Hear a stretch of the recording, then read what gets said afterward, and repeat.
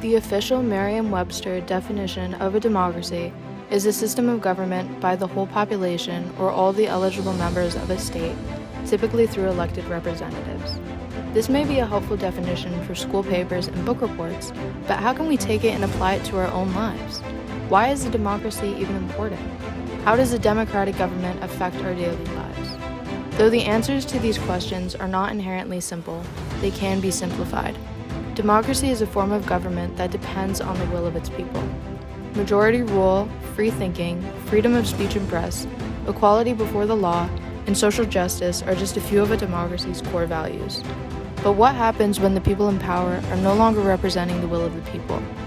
Gerrymandering, the structure of the Senate, and the enormous power of the Supreme Court are all ways in which the will of the people is subverted and the minority exerts control over all of us.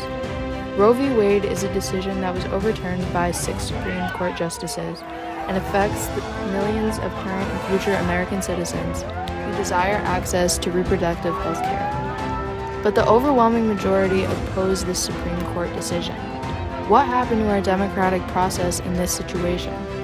How can we the people take back control of our lives? In 1787, America's founding fathers called the Constitution a living document that was supposed to evolve to change as society changed. A living document.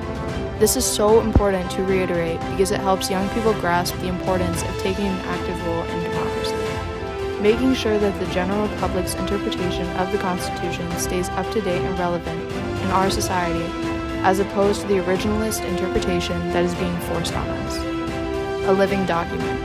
A view of the Constitution that evolves over time in ways that are relevant to our changing society.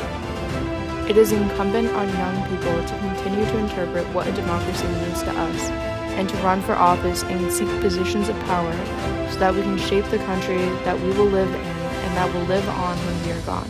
May be funny to you, but it's not funny to me, okay? How we interpret the meaning of a true democracy, and how we find a way to make sure our vision creates a society with the values we want, is our challenge and our responsibility.